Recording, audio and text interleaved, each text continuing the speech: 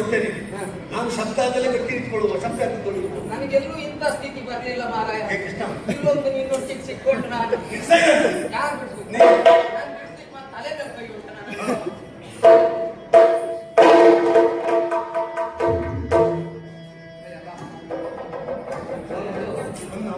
ಆ ಕಡೆ ಎಲ್ಲೋ ಬದಿಯಲ್ಲಿದ್ದಾನೆ.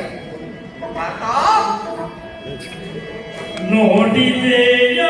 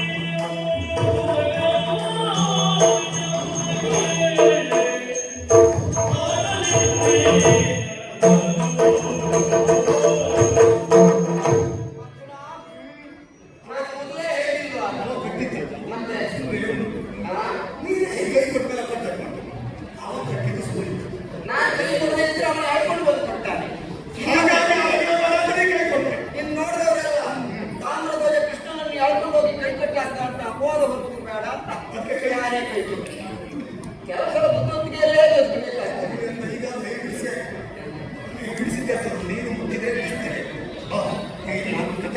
ನೋಡಿ, ಒಟ್ಟಿಗೆಯಲ್ಲಿ ಕಟ್ಟುವ ಸಾಪಳನ್ನ ಊಟಕ್ಕೆ ಹೇಗೆ ಬಿಗಿತಾರೋ ಹಾಗೆ ನನ್ನನ್ನು ನಿನ್ನನ್ನು ಹಿಂದಕ್ಕೊಂದು ಮಾಡಿ ಕಟ್ಟಿ ಹಾಕಿದ ಮುಖ ನೋಡಿದ್ರಿ. ನನಗೆ ನಿನ್ನ ಮುಖ ನೋಡಿದ್ರೆ ಯಾವ ಚೈತನ್ಯವೂ ಇಲ್ಲ ಅಲ್ವಾ? ಹಾಗಾದ್ರೆ ಇವರನ್ನ ಬರುವುದಿಲ್ಲ ಸಾಧ್ಯ ಆಗ್ತಾ ಇದೆ. ಅವರನ್ನ ಹೇಗೆ ಗೆಲ್ಲಬೇಕು? ಏನು ತೊಂದರೆ ಹೂಡಬೇಕು? ಯಾವ ರೂಪದಲ್ಲಿ ಹೂಡಬೇಕು? ಎಷ್ಟೊತ್ತಿಗೆ ಹೂಡಬೇಕು ಎನ್ನುವುದನ್ನು ಸೂಕ್ಷ್ಮವಾಗಿ ಹೇಳ್ತೇನೆ. ಬಾಳಲ್ಲಿ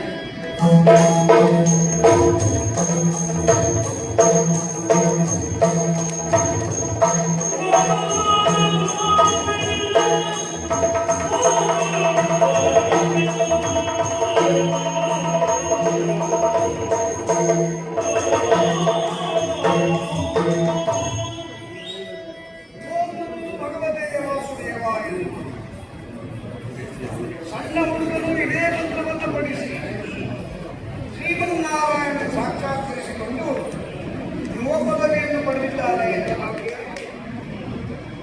ನಾವು ಇಷ್ಟು ಬೆಳೆದರೂ ಸಾಕ್ಷಾತ್ಕಾರ ನಮ್ಗೆ ಆಗಲಿಲ್ಲಲ್ಲ ಎಂಬ ವ್ಯಥೆಗೆ ನಾವಿದ್ದಾಗ ನಾರದ ವರ್ಷಗಳು ಮುಂದೆ ಹೇಳಿದರು, ಈಗ ದೇವರನ್ನು ಕೊಡಲೇಬೇಕು ಅಂತಾದ್ರೆ ಅವನು ಭೂಮಿಗೆ ಇಳಿದು ಬಂದಿದ್ದಾನೆ.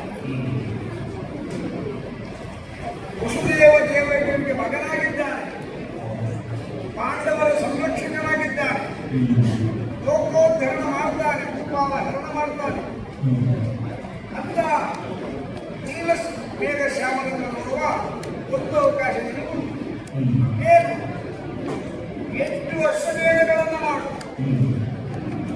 ಎಲ್ಲ ಹರಿತೀರ್ಥವಾಗಿಯೇ ಮಾಡು, ಆಮೇಲೆ ನಿಮಗೆ ಹೊರಗಿಗೆ ದರ್ಶನ ಆಗುತ್ತದೆ ಅಂತ ಭರವಸೆ ಕೊಟ್ಟು ಮಗನಾಗಿರುವಂತಹ ಸಾಮರ್ಥ್ಯದೊಂದಿಗೆ 1 ವರ್ಷವನ್ನು ಬಿಟ್ಟು ಕಳುಹಿಸಿ 7 ವರ್ಷ ಮೇಲೆಗಳನ್ನು ಮುಗಿಸಿ ಪ್ರದೇಶ ಮಾಡಿ 8ನೇ ಲೋಕ ಮುಗಿತದೆ, ವಿಷ್ಣು ದರ್ಶನವನ್ನು ಆಗದೆ ಎಂಬ ವಿಶ್ವಾಸದಿಂದ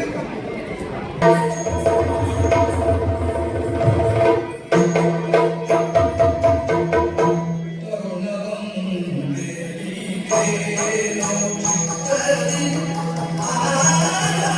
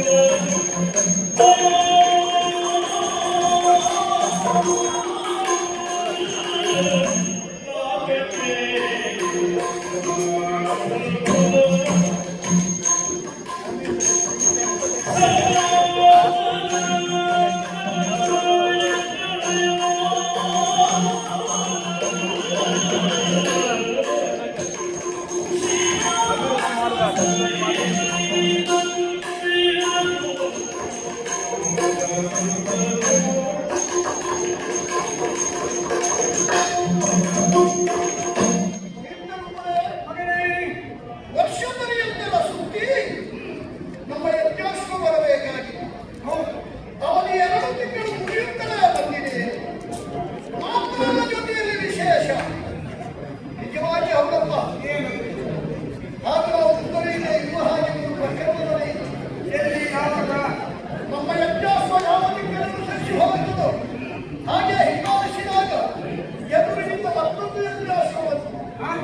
ಸೇರಬಹುದು. ಹಾಗೆ ನೋಡಿ ತಂದಾಗ ಗೊತ್ತಾಯಿತು ಅದು ಕೂಡಿಸಿ ಬಿಟ್ಟಂತ ಯಜ್ಞಾಶ್ವ ಯಾರು ಪಾಂಡವರಿದ್ದಂತೆ